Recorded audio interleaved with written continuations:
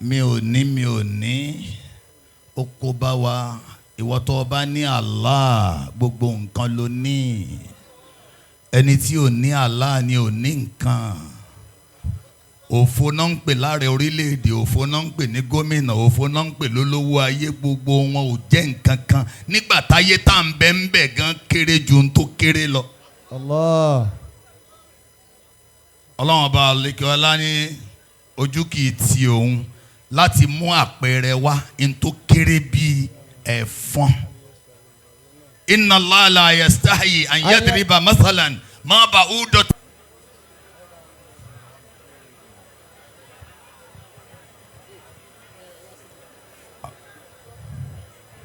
أعوذ بالله السميع العليم من الشيطان الرجيم بسم الله الرحمن الرحيم. mo fi bàbá wa Khalifa wa Muhyideen Abdulyekeen Mustapha Adamallahu ayatahu. mo fi wọ́n kí gbogbo àwọn bàbá wa tí wọ́n wà ń kalẹ̀ mo fi wọ́n kí gbogbo ẹ̀yin àfáà wa mo fi wọ́n kí gbogbo ẹ̀yin màmá wa ipe assalamu alaikum wa rahmatullahi wa barakatuh. Wa alaikum assalam wa rahmatullahi wa barakatuh. Ẹ̀yin àfáà wa. Akíyíká tọ́lá tí kò lábà wọn Zati àdàkùnjọ wá fi ṣe kẹwàá. Ẹ̀yin bàbá wa. Akíyíká tọ́lá tí kò lábà wọn Zati àdàkùnjọ wá fi ṣe kẹwàá. Ẹ̀yin màmá wa. Akíyíká tọ́lá tí kò lábà wọn Sátì àdàkùnjọ wá fi ṣe kẹwàá. Ọlọ́run tó ní wa. Ló rán wa wá ẹ̀tẹ́ tí ẹ̀gbọ́n bá tó nílé ayé. Kò sí ohun tó dùn tó ẹ̀sìn àgbọ́yé. Ẹni bá tẹ́tí gbọ́. Àgbọ́ lágbọ́yé. Ẹni bá tẹ́tí gbọ́. Àgbọ́ lágbọ́yé ìyẹn yàtọ̀ sáwọn alábòsí ẹ̀dá tí wọ́n ká wá sí sáríwó lásán. Ọlọ́run tó ní wa. Àsàdìyẹ. Ọlọ́run tó ní wa. Àsàdìyẹ gbogbo ọ̀nà táwọn alábòsí lè gbà fi wá borí ọ̀tá pẹ̀lú ète wọn. Ọlọ́run gbé wa ró. Ká má ṣubú. Ọlọ́run gbé wa ró. Ká má ṣubú, ká má ṣubú, kọ́ta má yọ wá. Sátì àdàkùnjọ má jẹ́ àjábọ̀. Oríṣiríṣi. Níṣẹ́ ilé ayé. Oríṣiríṣi. Níṣẹ́ ilé ayé apàṣẹ bí Allahu mi ò sí. Àti àwa sí ṣíṣe láyò. Torí pèpè láti gbẹ̀sìn ga. Allahu ló pàṣẹ ká lè gbẹ̀san rí. Wíwá tí ẹ wá. Ó ti dájú. Wíwá tí ẹ wá. Ó ti dájú ìgbìyànjú yìí ò ní dòfo. Tágbọ́ máa gbá nìkan níbẹ̀ ló yàtọ̀. Ẹni gbìyànjú tó lò wá sí yóò jogún ayé pẹ̀lú ọ̀run. Àwọn tó jù wá lọ. Tí sì wọ iṣẹ́. Àwọn ẹgbẹ́ wa. Tí sì wọ iṣẹ́. Àwọn tí ò tó wa. Tí sì wọ iṣẹ́. Ilé ayé máa kọ́ láfẹ́ ròyìn. Owó ayé máa kọ́ láfẹ́ ròyìn. Ọmọ ayé máa kọ́ láfẹ́ ròyìn. Dúkìá ayé máa kọ́ láfẹ́ ròyìn. Ọlọ́run tó ní wọn ló gbé wá débi. Ẹ̀yin àfáà wa. Ẹ jẹ́ lọ rántí. Ẹ̀yin bàbá wa. Ẹ jẹ́ lọ rántí. Ẹ̀yin màmá wa. Ẹ jẹ́ lọ rántí. Aláìsí láyé tàjẹ́ lánàá. aláìsìn ọ̀hún la ó sì tún jẹ. owó kìlà ní. tágbójúlé. ilé kìlà kọ́. tágbójúlé. ọmọ kìlà bí. tágbójúlé. ìmọ̀ kìlà ní. tágbójúlé. ipò kìlà ní. tágbójúlé. aláìní nǹkan tájẹ lánàá aláìní ọ̀hún la ó sì tún jẹ. ẹni fẹ́ ní nǹkan. kó dọ́lọ́hún mọ́. ẹni fẹ́ ní nǹkan. kó dọ́lọ́hún mọ́. bí wọ́n fẹ́ ní nǹkan. kó dọ́lọ́hún mọ́. bẹ́mi fẹ́ ní nǹkan. kí dọ́lọ́hún mọ́. ìbẹ̀rù ọlọ́hun mi máa ló ga jù. ẹjẹ́ àjọsìn fún ká lè gbẹ̀san rí. kí náà fi dá wa náà. táwọn ga pa. kí náà fi dá wa náà. táwọn ga pa yẹ̀pẹ̀ tí wọ́n fi dá wa níbẹ̀rẹ̀ yẹ̀pẹ̀ náà ni la ó sì tún jẹ. ìròyìn aláwo mi ẹ̀tẹ́ tí ẹ gbọ́. La ilaha illallah. Adániwò bí aláwo mi ò sí. òun làkọ́kọ́ tí kò ní bẹ̀rẹ̀. òun ní gbẹ̀yìn tí kò ní òpin. ẹlẹ́dàá àgbáyé tó láyé lọ́run. òun lálákòóso àwa ẹ̀dá. tó yàwòrán ẹ̀dá rẹ̀ bó ṣe fẹ́. òun ló ní kápá lórí ọlá. mímọ́ rẹ̀ ọba àwa ẹ̀dá. ọba olólùṣọ́ gbogbo ẹ̀dá. agbára aláwo mi kò láfiwé.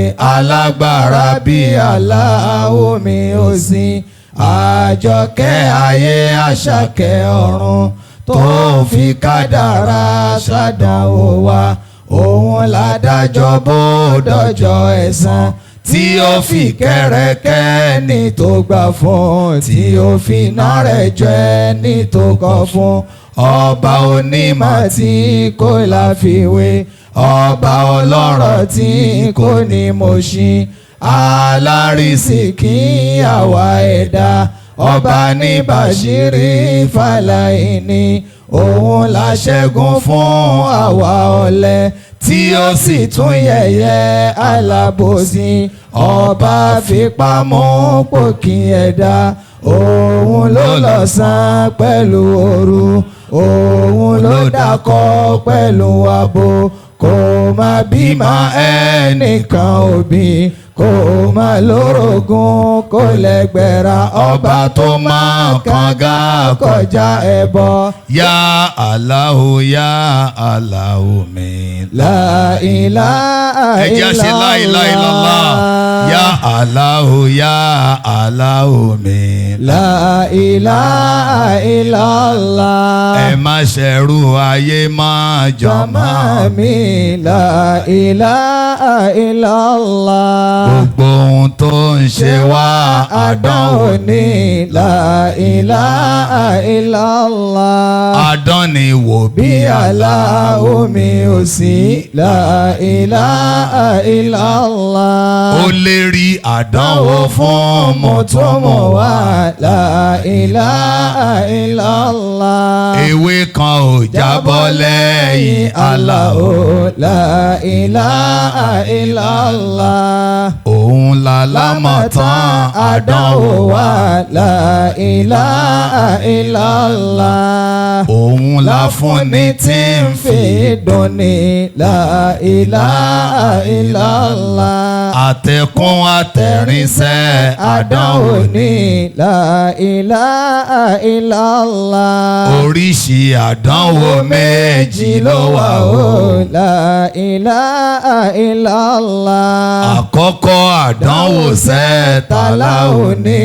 La ilaha illallah. àfọwọ́fà ẹ̀dá ní kejì o. La ilaha illallah. má torí àdánwò wá ṣètánì lọ. La ilaha illallah. má torí àdánwò wá dẹrù ayé. La ilaha illallah. má torí àdánwò wá dẹrù èèyàn. La ilaha illallah. ẹ má jẹ́ káwọn ẹlẹ́tàn ó tàn yín. La ilaha illallah. ẹ̀dá kan ò mọ ohun tí Allah ò mọ̀. La ilaha illallah. ẹ̀dá kan ò rí ohun tí Allah ò rí.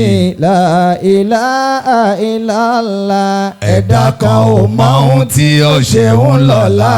La ilaha illallah. kọ́kọ́rọ́ ìkọ̀kọ̀ sẹ́ẹ̀ta láò ní.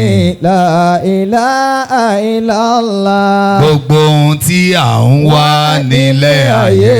La ilaha ta ló lè ṣe? illallah. Allahu ló lè ṣe jàmá mi. La ilaha illallah. Allahu ló lè ṣe jàmá mi. La ilaha ẹ bá ń sọ bẹ́ẹ̀. illallah.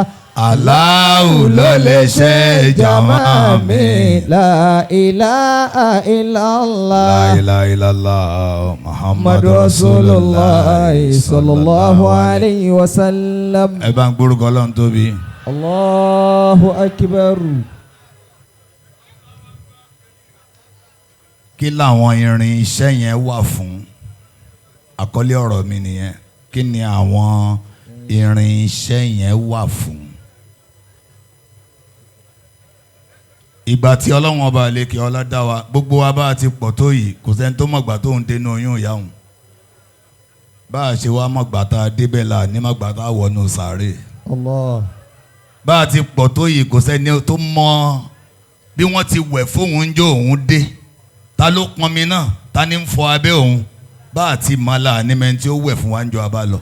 Allahu akbar. bá a ti pọ̀ tó yìí, aṣọ tó kọ́ wọ̀ láyé òmẹ́nira òmẹ́niran òsì mẹ́ni tó wọ̀ fún ẹ. ọ̀ lè kéwú débi kọ́ mẹ́ni tí ó wọṣọ gbẹ̀yìn fún ẹ. Allah. ọmọ ìyá mi, ayé ti kójọ nítorí rẹ rí, tí wọ́n sì torí rẹ kójọ tó mọ̀ ọjọ́ òkómọ rẹ ni. ayé torí rẹ wá, ìwọ kọ́ ló pè wọ́n. wọ́n ṣàdúrà, ọ̀ lè ṣàmì. Ọlọ́run ní ó kù kan, ayé ò tún torí rẹ kójọ láìpẹ́. kò sí bẹ́ẹ̀ mi ti gùn tó, ayé ò torí mi kójọ. tí wọ́n ó máa ṣàdúrà tí ì ní lè ṣàmì. ọmọ ìyá mi, bó ti wù kó o tó láyé, wọ́n gbé ọjọ́ òde ni.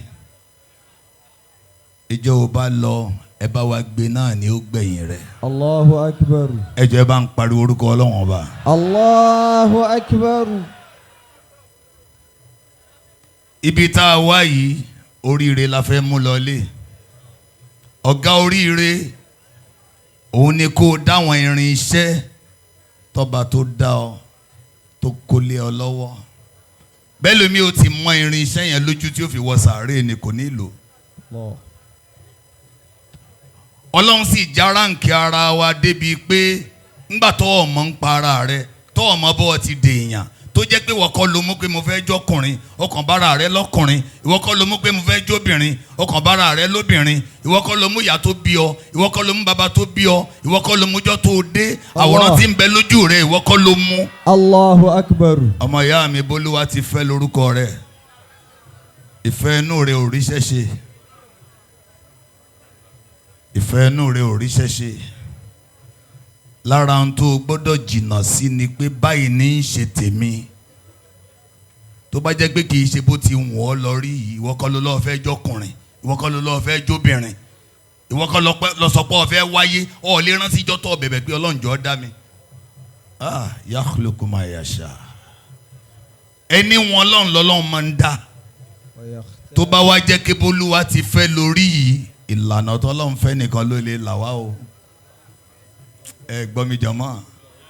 tó bá jẹ́ kí bólúwa ti fẹ́ la rí yìí, kí ló lè là wá? ìlànà tó Ọlọ́run fẹ́. ìgbà tá a wá dé, ó wá kó irin iṣẹ́ lé wa lọ́wọ́. àwọn irin iṣẹ́ yẹn ni mo fẹ́ sọ fún wa ká lè mọ àǹfààní kó o lè lórin iṣẹ́ náà kó tó dìgbà tí wọ́n gan ó tẹ̀rí gbaṣọ. Ọlọ́run kó lọ́rẹ̀ ẹ̀mí gbogbo wa. Àmín. látòrí Khalifa wa ẹni rẹ̀ Damallahu ayata. tí ọlọ́wọ́n ọba àlekè ọlá ní kó jẹ́ ìmọ́lẹ̀ ọlọ́run má jẹ́ dókùnkùn láéláé. Àmín.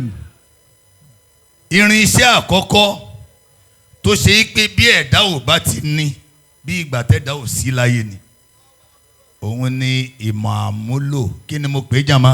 Ìmọ̀ àmúlò. gbogbo ẹ̀yin àfáà wa ẹ̀ ní ṣubú láéláé o. Àmín. ìmọ̀ ò ṣàǹfààní bí ò bá ti wúlò. bàbá wa lẹ́ẹ̀kan ọ̀rọ̀ yìí owó.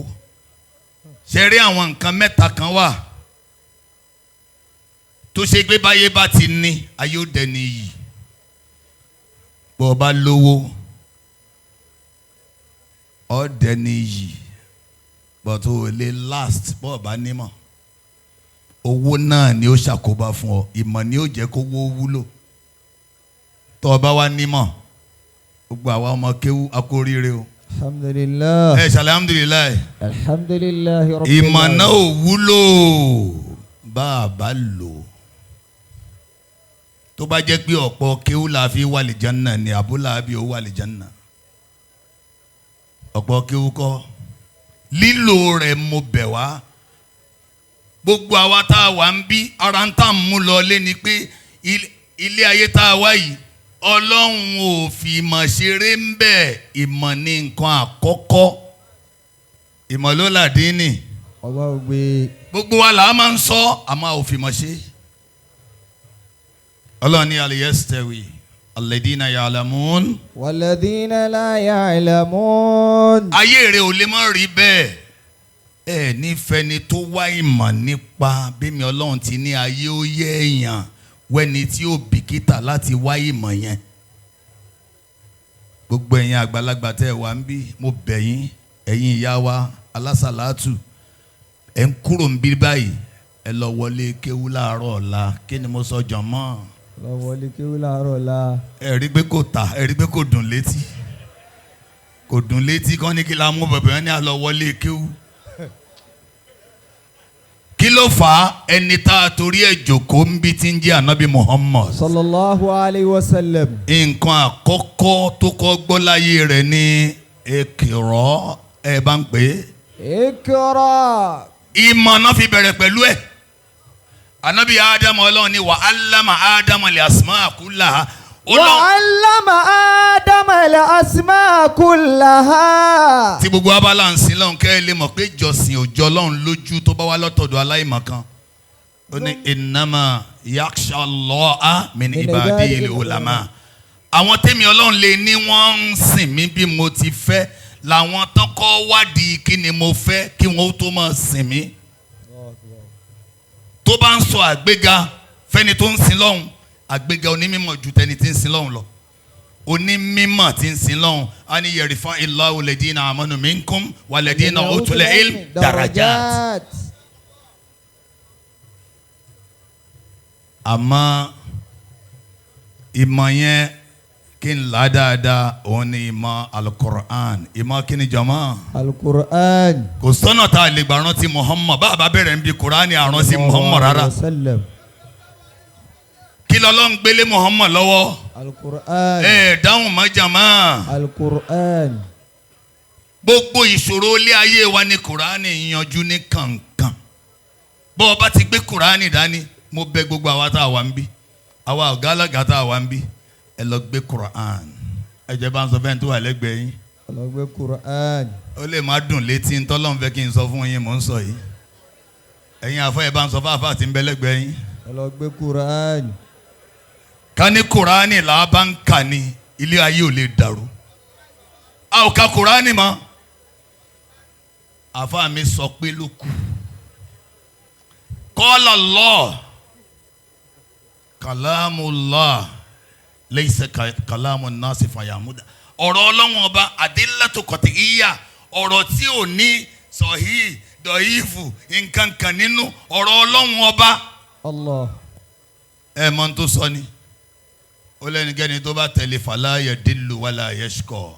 àwọn yẹn ò ní sọnù wọn ò sì ní sórí ibú. ó ní àmọ́ waman a'rada an dhikri. ومن أعرض عن ذكري فإن له معيشة ضنكا ọlọ́run má jẹ́ ká yẹ wọ́n dàrú. ونحشره يوم القيامة أعمى. ẹ rí pé gbogbo nǹkan ló pe Kùránì yóò ní shifa'u lima fi sudur wa hudan wa rahma. للمؤمنين. àánú ló fi ṣe fáyé jẹun fún yín ní nǹkan kí ni Kùránì wá ti jẹ́ irinṣẹ́ òun ni ó kọ́ wá kéré ayé bó bá sì ti kéré ayé ó ti kéré gbogbo ìṣòro tó kojú rẹ̀. ẹ wọlé ayé yìí àwọn bàbá wa tàná àwọn Khalifa tàná ayé ò jẹ́ nǹkan kan lójú wọn bẹ́ẹ̀ náà làwọn bàbá yìí tí ayé bá fi jẹ́ nǹkan lójú rẹ̀ àìsàn ń ṣe ọ́. ìwòsàn àìsàn náà ni kó o lè mọ̀ pé ayé kéré jọ̀mọ́ ẹ sọ pé ayé kéré. ayé kéré. ẹ sọ pé owó kéré. owó kéré. ọmọ kéré. ọmọ kéré. dúkìá kéré. dúkìá kéré. ta ló tóbi ẹsẹ̀ Allahu Akbar kí n gbọ́. Allahu Akbar. mi ò ní ó kó bá wa ìwọ tó o bá ní Allah gbogbo nǹkan ló ní ẹni tí ò ní Allah ni ò ní nǹkan. òfo náà ń pè láàrẹ orílẹ̀-èdè òfo náà ń pè ní gómìnà òfo náà ń pè lólówó ayé gbogbo wọn ò jẹ́ nǹkan kan nígbà táyé tá à ń bẹ́ ń bẹ̀ gan kéré ju ohun tó kéré lọ. ọlọ́run ọba alekiola ní ojú kì í ti òun láti mú àpẹẹrẹ wá ohun tó kéré bíi ẹ̀fọn. inna Allaha la yastahi an yadriba masalan ma ba'udatan fama fawqaha. nígbà tí wọ́n sọ pé kí ló dé tí ọlọ́wọ́n bá ń fi ẹ̀fọn júwe ilé ayé Ànábì wa Muhammad sallallahu alayhi wa sallam. ó ní law kanati dunya ká níbi ilé ayé ṣe tó àti gbogbo tẹ́ ń pọ́n lé ń bẹ̀ ká ló wúlò tó ìyẹ́ ẹ̀fọn ni ọlọ́run ní nbámá ti fún kèfèrí ní gẹ́ omi mu ń bẹ̀. Allahu Akbar. kí lẹ́ sọ láyé táwọn bàbá yìí ò ní ṣòwò lẹ́ júwe àbí ipò àbí ọlá kí ni wọn ò rí rí jọ̀mọ́ kí ló ń gbẹ̀yìn rẹ̀ ẹ ti ẹ̀ dá mi lóhùn mọ́ kí ni yóò gbẹ̀yìn gbogbo rẹ̀ òfo lórí òfo. ẹlẹ́ẹ̀kejì mo ti sọ Kùránì o irinṣẹ́ ni Kùránì o irinṣẹ́ tó túmọ̀ ayé báwa bá ń ròyìn ayé ọba tó láyé ẹ wo bó ti fẹ́ ròyìn rẹ̀ ẹ wo bó ti fẹ́ ròyìn rẹ̀. Ànábì wa Muhammad sallallahu alaihi wasallam ẹ rántí àlàyé tó ń ṣe fún wa nípa ẹranko kékeré kan tó ti kú tó ti yàmà tó jíṣẹ́ Ọlọ́run fi gbé pé tí n bá ní kí n fún ẹ lélẹ́yìí báwo ni ó ti rí lára rẹ̀ tọ́ ní ọ̀ lè rà ọ̀ lè fẹ́ ó ní ayé useless ju tí mo gbé dání yìí lọ. Allahu Akbar. gbígbà yà rẹ bá ń tóbi lórí mi ò ní máa gbé lọlẹ̀ lẹ́sẹ̀kẹsẹ̀ pé àṣọ useless tó yìí. Ọlọ́run fún láwọn ìròyìn kan ẹ lọ sínú Suratu Kaf kẹtó lọ Kaf lọ sí Hadid ẹ wo ìròyìn márùn tó fáyé. Ìlàmú. Suratul Hadid àyà 20 Ọlọ́run ní ẹ lọ mà. Annamal hayatu dunya. ilé ayé tẹ̀ ń wò yìí. Laibun. erémọdé. Walahawun. àwàdà àgbàlagbà. Wazinatun. ọ̀ṣọ́ lásán. Watafakhurun bainakum. ìyanràn tẹ́ ẹ máa ṣe yanràn mo lówó ju ọ lọ mo bímọ ju ọ lọ tó fi wọ kòtò ṣáájú wọn. Watakathurun fil amwali wal awlad. ó lọ́nà tá a gbà ṣiṣẹ́ ni pé a máa ń ka iye ọmọ tá a ní a máa ń ka iye dúkìá a máa wá rò pé a ju ẹnìkan lọ agbàgbé pé Ọlọ́run ní zari ní wa man khalaqtu wahida ẹ̀yin àfáà mi kí ni wahida ẹyọ kan máa ní ìjọ wọn bí ẹyọ kan ló kọ́ kò sí bó ṣe ga tó wánù ló kọ́ wàjálùtù làwọn máa lámàmùdúdá ńgbà tá a wá fún lówó ìwọ̀n ń ka owó ó di tàùsàníà tí n fi ṣe mistake ìpera rẹ̀ ní mílíọ̀níà kò mọ̀ pé òun ò ju wánù lọ ìjọ bá kú tó bá wí ọ wánù lọ́kọ̀.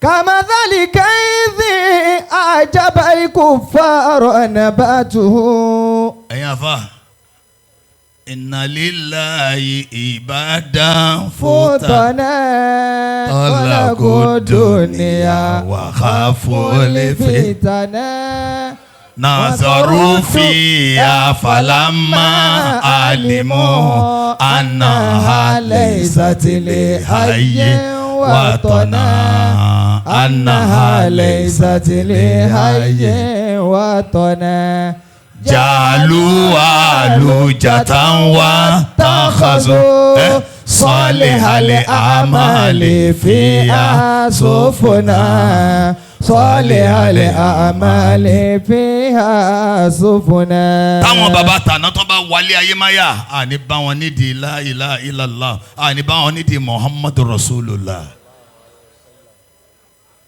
ẹ̀dìyẹn mú kùránì ní júwe gbogbo nǹkan tó o bá fi wá ìtumọ̀ nǹkan nínú kùránì ayé ò ní jọ ọ́ lójúmọ́. Suratu Muliku àyà àkọ́kọ́ ó ní gbogbo nǹkan pátá tó lè máa wá ọwọ́ Ọlọ́run ló wà. Wàláyé Ọlọ́run fi sórí tébù kan ọlọ́mú tiẹ̀ o. Biyadihil mulku wa huwa ala kulli shay'in qadir. Ìntì bá wọn bẹ lọ́wọ́ rẹ̀ báwo ni ti ń ṣe tutil mulka man tasha'u wa tanzi'ul mulka mimman tasha'u wa tu'izzu man tasha'u wa tudhillu man tasha'u. Biyadikal khairu innaka ala kulli shay'in. Ẹ má bínú ntí mo ń try láti sọ ni pé ó ní n tó wà lọ́wọ́ òun yẹn kí lòun fi ń ṣe àdánwò lásán ni. Bí n bá fún ọ mò ń dán ẹ wò ni, bí mi ò bá fún ọ mò ń dán ẹ wò ni, tí n bá gba tí mo ti fún ọ mò ń dán ẹ wò ni. Àwọn tó kọ́ wa ń kéwú ni wọ́n jókòó yìí. Ó ní tó o bá nímọ̀ ṣoríire àdánwò ni àfi tó o bá lo ìmọ̀ ẹ lọ́nà mẹ́rin. Kí lọ́nà àkọ́kọ́ in tó sọ fún lówó ló sọ fún ní mímọ̀. Ó ní bá a bá fún ọ lówó ò kì í ṣe olóríire o. Ọ̀nà mẹ́rin ni mo fẹ́ kó o gbà lo gbogbo tí n bá fún ọ. Wabtagi fima ataka Allahu. Wabtagi fima ataka Allahu daral akhirah. Ọmọ ìyá mi gbogbo ntọ́ bá ní alikiyama ni kò fi máa wá o. Wàláyé ọjọ́ ẹnìkan kan lọ nílé ayé yìí. Ó wá ṣe nǹkan kan kí wọn náà lè jàǹfààní ntọ́ ní ó wá ní. Wala tansa nasibaka mina dunya. Tó bá jẹ́ kówó lo ní a ò ṣe é lé ìwọ̀kọ́ kọ́lé a ṣe é lé ìwọ̀kọ́ ra mọ́tò a ṣe é lé ìwọ̀kọ́ wọṣọ a ṣe é lé ìwọ̀kọ́ gbádùn ara rẹ̀ àmọ́ nǹkan kan wà tó wàá ṣe padà ó wàá ṣe kí ni. Wa ahsin kama ahsana Allahu ilayk. Irú dáadáa tá a ṣe sí ọ wàá máa ṣe sáwọn èèyàn. Wala àfà n tó fa pé wọ́n kọ́ wa ń kéwú nìyẹn o. Ìgbà wọn àfà wa kéwú tán wọ́n wá gbọ́ wa ahsin kama ahsana Allahu ilayka. Irú dáadáa tọ́lọ́ ń ṣe sáwọn àfi káwọn ó ṣe é sí wa ló jẹ́ kí wọ́n máa kọ́ wa n tó fa wá sí nìyẹn n tó fa tó lówó fi ń fowó rẹ̀ ṣe tàwọn ẹni Ọlọ́run tí ń ràn wọ́n lọ́wọ́ nìyẹn èyí tó parí rẹ̀. Wàlá tabghil fasada fil ardi. n ta wá fún ẹ yẹn má fi borí ilẹ̀ jẹ́ o. So ẹlẹ́ẹ̀kejì nínú irin iṣẹ́ òun ni Muhammad sallallahu alayhi wa sallam. Ẹ mọ̀ pé irin iṣẹ́ ni ànábì Muhammad sallallahu alayhi wa sallam. Ẹ̀yin bàbá mi Ọlọ́run kó kà wá mọ́ wọn tí ó nífẹ̀ẹ́ ànábì Muhammad. Ìkìdá oore ló kún ara Muhammad sallallahu alayhi wa sallam. bá a lò kó soríire ni nífẹ̀ẹ́ rẹ̀ lásán káyé rẹ̀ bẹ̀rẹ̀ sí ní dá.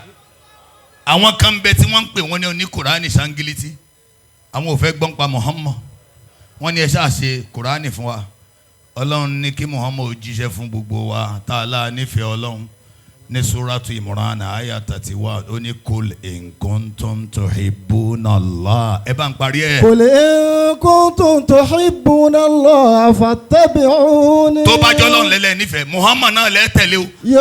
Àfà ó wá sọ pé òun ó ṣoore méjì kan ẹ̀yin wo lẹ́fẹ́ kọ́ lọ́run ó nífẹ̀ẹ́ yín bí. Èmi nìkan ni.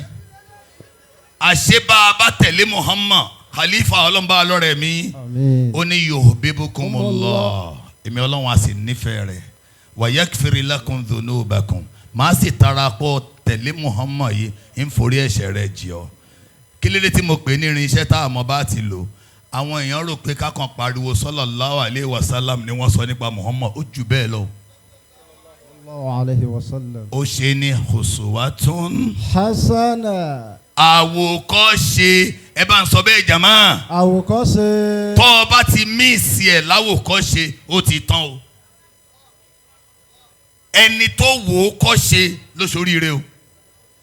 Kí la mọ̀ Muhammad sí? Sallallahu alayhi wa sallam. Alamin ẹni ìfọkàntàn kì í parọ́ wọn ò tọ́jú nǹkan sọ́dọ̀ rẹ̀ kó sọnù rí kí la lè fi hàn pa àtẹ̀lé kájọ lódodo wọ́n ní yóò kírun lóru títí ẹsẹ̀ rẹ̀ ó wù ú ẹni ò bá kọ́ ṣe Muhammad kí lè kẹ́yìn náà máa ṣe pẹ̀lú ìrun kíkí jọmọ ẹ̀sìn bímọ o àti ra àwọn kan tó ṣe kí básìkò òrùn bá tó ìmáàmù ni wọ́n o wọ́n sì sọ fún ọmọ kó lọ kírun fún wọn. La ilaha illallah. wọ́n ní ìmáàmù à ń retí yín Suleiman lọ kírun fún wọn ọmọ ìyá mi ìrun méjì ló wà ìrun tó kì í àti tí wọ́n ó kì í sí ọ lára. ẹ̀ẹ̀kan tí àáfàá wa ń sọ̀rọ̀ ṣe Sheikh Abdullateef àwọn dà ọlọ́mọba lọ́rọ̀ ẹ̀mí yàn. Àmín. ẹ̀rígé mọ̀kọ́ dímọ̀ tẹ́ ṣe ń gbà tèmi ó gùn ju tàwọn tó kù lọ ó fẹ́ dàbí ìgbà tó yẹ kí mi ò sí lára yín ọlọ́run kó kà mí mára yín o torí gbogbo ohun tẹ́ ń sọ yẹn yìí tiẹ̀ ẹ mọ̀ pé ọ̀rọ̀ kan ṣo ló yẹ ká máa pera wa mùsùlùmí ni mí ẹ sọ́jọ́ mọ́ kí n gbọ́. mùsùlùmí ni mí. fàkátì kò sórúkọ méjì.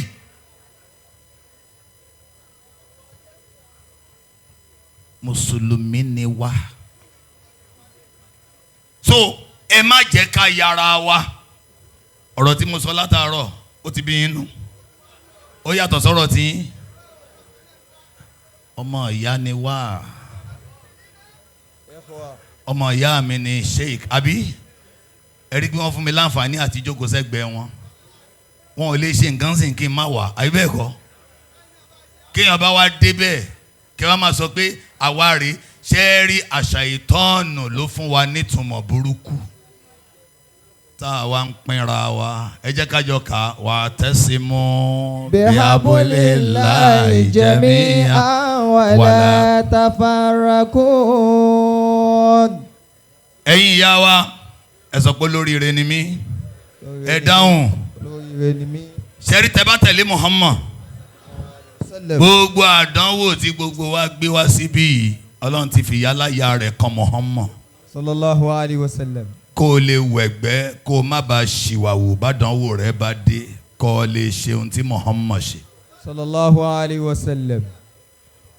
wọn ò bá bàbá mi láyé Muhammad ò bá bàbá rẹ̀ láyé ọ̀rọ̀ wa nìyẹn ìyá mi kú ẹni ò níyà mẹ́gbó ẹ̀yìn Muhammad Ọlọ́run payà rẹ̀ ńgbọ̀n pa lọ́mọ ọdún 6 má torí ìyá rẹ̀ kọ́ tawakkul ìgbára lọ́lọ́run Ọlọ́run ní máa ń tó yàn ìyá ò lè mẹ́gbó ẹ̀yìn ta ní mọ́ Allah. àtòrí ìyàwó rẹ̀ kú kọ́ fẹ̀sìn lẹ̀ ìyàwó rẹ̀ Khadija Ọlọ́run gbà á lọ́wọ́ rẹ̀ ó fi ṣàpẹẹrẹ rere fún wa ní pé tí n bá gba àwọn nǹkan lọ́wọ́ yín àdánwò mo fi ṣe òjíṣẹ́ Ọlọ́run tó dúró istiqama ní kẹ́dà ó dúró tòun tàdánwò tó bá dé aburú ò ṣe yín kẹ́ẹ̀sì nígbàgbọ́ ọmọ ló jáde láyé mo dẹ̀ ń bẹ lọ́hùn ò ṣẹ́ lọ́hùn Ọlọ́run ò sì kọ̀ ẹ́ lẹ̀ ọmọ 6 ló gbà lọ́wọ́ aṣíwájú ẹ̀dá ànábì wa Muhammad sallallahu alayhi wa sallam. báńsọ fẹ́ni tó wà lẹ́gbẹ̀ẹ́ rẹ̀ kí ma wadda'aka rabbuka wa ma qala. ma wadda'aka rabbuka wa ma qala. ẹ sọ ní Yorùbá ẹni Ọlọ́run ọba yín ò kọ̀ yín lẹ̀. Ọlọ́run ọba yín ò kọ̀ yín lẹ̀. kò sì gbàgbé yín. kò sì gbàgbé yín. ayé ń bí kọ́ ló ń bá wa sọ walal akhiratu khairun laka. minal ula. jọ̀mọ́ ẹ wo àná Muhammad ẹ wè ní Muhammad ẹ bá ń gbórúkọ Ọlọ́run ọba tóbi. Allahu akbar. ó yẹ lánàá ó wá yẹ lé níjà náà lọ. sallallahu alayhi wa sallam. báyé bá ń bá ọjà àwọn lè bá ọjà jà tí wọ́n bá Muhammad jà. sallallahu alayhi wa sallam. bọ́ọ̀ gba quit notice ńlẹ̀ rẹ̀ ìdá ni wọ́n fi lé láti Mákà sí Mádínà. bẹ́ẹ̀bi bá ń bá ọjà ẹbí bá ọjà bẹ́ẹ̀bi bá ń pa ìyáláyẹ ẹbí pa òkúta ni wọ́n máa ń so mọ́nù. tó bá fi yẹ Muhammad lẹ́ni yóò yẹ ọ ẹ sọ pé yóò yẹ èmi náà yóò yẹ mí. ẹ jọ akhlaqul insaniyya ìwà rẹ̀ là á fi jọ Muhammad o sallallahu alayhi wa sallam. ọmọ ìyá mi ẹjẹ́ arẹra wa ńlẹ̀ o a jẹ́ nǹkan kan lánàá o ọ̀la kan tún bọ̀ àní jẹ́ nǹkan kan o ìkẹta ni pé tá a bá wá ń ṣàdúrà àwa gan ni gbígbàdúrà ara wa àṣé ìwà tá a bá ń hù ni ó gbàdúrà yẹn jọmọ ẹ bá mi kàn ṣàdúrà yìí ẹ sọ pé aṣọ yìí mi Ọlọ́run má jẹ́ ó fàya. aṣọ yìí mi Ọlọ́run má jẹ́ ó fàya. ó yá bá mi sọ bẹ́ẹ̀ ni tó sọ bẹ́ẹ̀ lẹ́gbẹ̀ẹ́ rẹ pé ẹ má parọ́ o. ẹ má parọ́ o. ẹ má jalè o. ẹ má jalè o. ẹ má ṣe ṣìnà o. ẹ má ṣe ṣìnà o. ó rí pọ́wọ́ rẹ ló wà torí pé tọ́ ọ bá fi parọ́ ìjọ tá a bá ká ọmọ ponírọ́ ni ọ kí ló ṣaṣọ yìí rẹ. ó fà ya. ta ló fà ya. fún rẹ. ṣé tá ìṣàdúrà ni. gbólóhùn tí mo fẹ́ fi parí rẹ̀ lélẹ́yìí àdúrà máa ń gbà àwa láṣìṣe tí ó jẹ́ ká dúà gbà. kódà bàbá mi Khalifa lára aṣẹ tó rán sí mi ni pé ẹ mọ̀rọ̀ current affairs wọnú rẹ̀ Nàìjíríà yìí Ọlọ́run bá wa tún ṣe o. àmín. ẹ dáhùn. àmín. kì í ṣàdúrà ṣá ẹ fura pé kì í ṣàdúrà. tọ́. nítorí pé ńgbà tó ọba ní kọ́lọ́hún ó tún un ṣe ó ń láti jẹ́ pọ́lọ́hún ló bà á jẹ́. ǹjẹ́ Ọlọ́run bà á jẹ́. ǹjẹ́ àwọn bàbá wa Khalifa tàná ṣé sánmọ̀ tí wọ́n rí yàtọ̀ sí léyìí. àwọn bàbá wọn ṣé òjò tó ń rọ̀ ní Nàìjíríà ò rọ̀ mọ́. ṣé Ọlọ́run dẹ̀ ti ń falẹ̀ ya Nàìjíríà. ṣé yẹ̀pẹ̀ ò di ṣu mọ́. ṣé yẹ̀pẹ̀ ò di rẹsì mọ́. ṣé yẹ̀pẹ̀ ò dẹ̀wà mọ́. ṣáà rẹ̀ já kó nú odò mọ́. ṣé ò sẹ́ran mọ́. ẹ dá mi lóhùn jàmá. Allahu Akbar. Ọlọ́run ọba àlékè ọlá ò yí padà. àwa la fi wà burúkú balẹ̀ ọlá jẹ́. ó wá dá wa lóhùn gbà tá a ṣàdúrà gbé Ọlọ́run bá wa tún un ṣe. Suratul Ra'd àyá 11 ó lé mi Ọlọ́run aláwọ̀. èmi Ọlọ́run aláwọ̀ kú ni mí. tọ́ ọ bá ń ṣe dáadáa ẹ wo bàbá wa bí wọ́n ti ga tó ẹ wọ́n ti rẹra wọn lẹ̀ ó ní tọ́ ọ bá ń ṣe dáadáa tí dáadáa wá ń bá ọ dáadáa ò ní yé wá bá ọ níwọ̀n bá àgbà tọ́ ọ bá jáwọ́ nínú ìwà rẹ̀. Allahu Akbar. ó ní Nàìjíríà inna Allaha la yugayyiru ma bi qawmin hatta yugayyiru ma bi anfusihim. bẹ́ẹ̀ bá ń fẹ́ kó dáa fún ìlú yìí dandan ni káwa ọmọ Nàìjíríà ká ṣe kí ni jàmá. ibo láti bẹ̀rẹ̀ wọ́n ní amúkùn ẹrù rẹ wọ́ olókèlè ń wò ẹ wo bó. ìsàlẹ̀. inú ilé wa ni kẹjá ti lọ bẹ̀rẹ̀. Allahu Akbar. ẹ̀yin bàbá mi ẹ̀yin ìyá mi ẹ padà sí tarbiyatul aulad. ṣe ráwọn ọmọ yẹn tẹ́ bá gbọ́ pé ọmọ kan gúngò lẹ́nìí ilé kan náà ti ṣèkómọ fún. ilé kan ni wọ́n ti fojú ṣe wọ́n lẹ̀. tọ́ba lọ́mọ kan gba bribe lẹ́nìí inú ilé kan ló ti jáde. tọ́mọ kan bá sì ń ṣe Allahumma salli ala Muhammad ibo ló ti jáde jàmá. ilé kan ló ti rásàlátù gbà. ilé kan ló ti rí Kùránì gbà. kí làwọn ọmọ ń gbé jáde nínú ilé wa ẹ̀yin ìyá tẹ́ ẹ wà ń bí ẹ ṣoríire ẹ bá mi ṣàmì. àmín. ẹ lọ tọ́mọ ẹ̀yin àfa wa ẹ jọ ẹ fààyè lẹ̀ ẹ tọ́mọ. àwọn ọmọ yẹn ìntaari ń ta yìí ló fi hàn pé àtọ́mọ. ara mistake tá a máa ń ṣe tá a bá ń tọ́mọ ni pé a tún máa ń tọ́mọ tiwa àwa ń fọmọ ọlọ́mọ lẹ̀. ta ló sọ fún wa pé àlìjọ́nà ara ọmọ wa yàtọ̀ sí tọmọ ọlọ́mọ. man amila sọ́ọ̀lì ha. àtọmọ wa àtọmọ ọlọ́mọ ni wọ́n ní àtọ́. aṣẹ́wó kan fajá lómi Ọlọ́run pẹ̀sẹ̀ rẹ̀ rẹ̀. gbogbo ẹni ẹ bá rí ni kẹ́ ṣe dáadáa sí. nígbà tá a bẹ̀rẹ̀ sí ní tọ́mọ tiwa tá a bìkítà nípa ọmọ ọlọ́mọ àwọn ọmọ ọlọ́mọ tá ò tọ́ èṣù yá ọwọ́ wọn lò ìgbà tẹ́ṣù yá ọwọ́ ọmọ ọlọ́mọ lò àtàwọn àtọmọ tá a tọ́ àráyé gbé. Allahu Akbar. Faskuruni azikurukum. bẹ́ẹ̀ bá ń rántí Ọlọ́run ìrántí Ọlọ́run Ọlọ́run ó rántí wa. tẹ́ bá ń ránṣẹ́ Ọlọ́run ọba ṣe Ọlọ́run ó ràn wá ṣe. Islam la dúró tì í ó yàtọ̀ sáwọn tán dúró tì nǹkan míì. àpadà sí aburú ò ní jẹ́ tiwa. àmín. níparí gbogbo àwa àfa bí ṣe ń ṣe wá sí Ọlọ́run wò mí pé kí ló ń sọ ṣé wọ́n ń ṣe ohun tí wọ́n ń sọ. tí gbogbo àwa àfa àtàwà ń bí tá a bá jẹ́ni tí ń ṣe ohun tá à ń sọ ayé ò dà. Allahu Akbar. ń sọ fún wa tí gbogbo àfa àti ń bẹ́ ń bí tí wọ́n bá lo mímbàrí fún un tọ́lọ́wọ́n bá ṣe é fún tí èsè pé wọ́n ń sọ lásán wọ́n ń ṣe é wọ́n ń ṣòdodo wọ́n rẹra wọn lẹ̀ wọn ò lo gbájú ẹ̀ ládùúgbò àwọn gan ni ìmọ́lẹ̀ ẹ̀sìn ó ní atamuruna nasa bilibiri. atamuruna nasa bilibiri. ìwọ ń pàṣẹ káwọn èèyàn ó ṣe dáadáa. watansawna anfusakum. ìwọ fúnra rẹ ò ṣe dáadáa. wa antum tatluna alkitaba afala ta'qilun. èmi ó donate 2 million fún wọn. Allahu Akbar. inú ìwé iṣẹ́ mi náà ó kọ sí ẹ̀yin dẹ̀ ń ṣàláwọ̀ akíbárò. Allahu Akbar. Ọlọ́run ọba àlekè ọlá gbogbo wa tá a wà ń bí ni mò ń rán létí. wọ́n lẹ́nu tó bá dá mi síwájú. yóò dẹ̀lẹ̀ tútù. torí sàárè tó fẹ́ wọ̀ yẹn bí ayé ṣe lè ṣàdúrà fún ọ tó kò tó àdúrà tó lè ṣe fúnra rẹ̀ kó tó wọlé. Ìnáwó sójú ọ̀nà Ọlọ́run, ìnára sójú ọ̀nà Ọlọ́run, gbogbo ohun tó o bá ń ṣe ọ̀ràn yàn lọ́wọ́ ara rẹ̀ ló ń ràn lọ́wọ́. Ọlọ́run bá má ṣe léyìí ní àwámọ̀ mi. Àmín. Má ṣe ní àwámọ̀ gbogbo wa. Àmín. Jẹ́ ká lè tẹ̀lé ànábì Muhammad. Jẹ́ ká lè fi ìwà jọ ànábì Muhammad. Jẹ́ a lè fi ìtẹ̀lé Kùránì jọ Muhammad.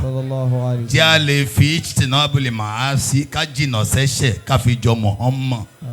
Ìṣàdúrà ṣiṣẹ́ tí ó jẹ́ ká dúrà gbà má ṣàì jẹ́ ká fi jọ Muhammad. Àmín. Aqulu qawli hadha astaghfirullahi li wa lakum. Assalamu alaykum wa rahmatullahi wa barakatuh. Wa alaykum assalam wa rahmatullahi wa barakatuh.